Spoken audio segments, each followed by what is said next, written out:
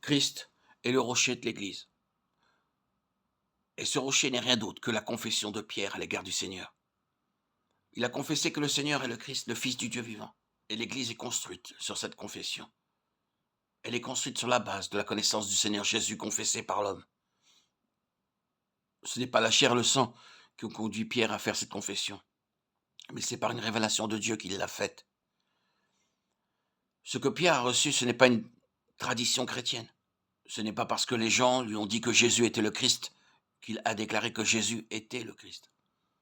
Ni parce que les gens lui ont dit que Jésus était le Fils du Dieu vivant qu'il a alors aussi déclaré cela.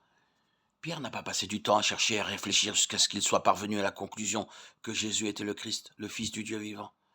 Cette connaissance ne procède ni de l'activité cérébrale de Pierre, ni de la suggestion d'autres personnes. Elle vient directement par la révélation du Père qui est dans le ciel. Cette confession ne s'appuie pas sur une opinion personnelle, ni sur une doctrine, mais sur la révélation de Dieu concernant son Fils, à l'esprit de Pierre. C'est uniquement de cette manière qu'il a pu connaître que Jésus était le Christ du Dieu vivant et le Fils de Dieu. Maintenant, l'Église est construite sur cette confession, une confession fondée sur une révélation divine qui fait voir l'homme, la personne et l'œuvre de Christ. Quand le Père qui est dans les cieux a révélé à Pierre son Fils, il lui a fait voir que Jésus était à la fois le Fils de Dieu et le Christ de Dieu. Ainsi donc, lorsque le Seigneur a ensuite déclaré à ses disciples que sur ce rocher je bâtirai mon Église, ce rocher se référait directement à ce que Pierre venait tout juste de confesser. Tu es le Christ, le Fils du Dieu vivant. Matthieu 16, 13, 19.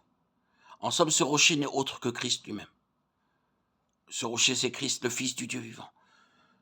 Cette connaissance est absolument nécessaire à l'homme.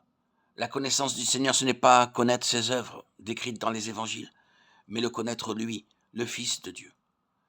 Ce que l'homme peut voir, entendre et toucher ne suffit pas, car il est bien plus grand que tout cela. Il n'est autre que le Fils du Dieu vivant. Il est beaucoup plus facile de le reconnaître comme le Fils de l'homme. Ses amis et ses adversaires ont déclaré qu'il était cela. Mais ceux qui ont reçu une révélation de Dieu et eux seuls le connaissent comme le Fils de Dieu. Connaître que Jésus de Nazareth est le Fils de Dieu détermine si une personne a reçu ou n'a pas reçu la vie de Dieu. Voyons ce que disent les Écritures à cet égard.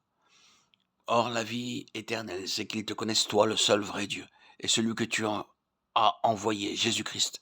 Jean 17, 3.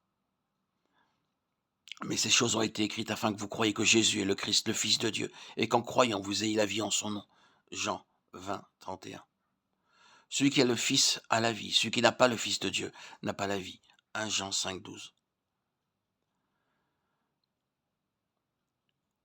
Connaître Jésus-Christ, l'envoyé de Dieu, c'est la vie éternelle.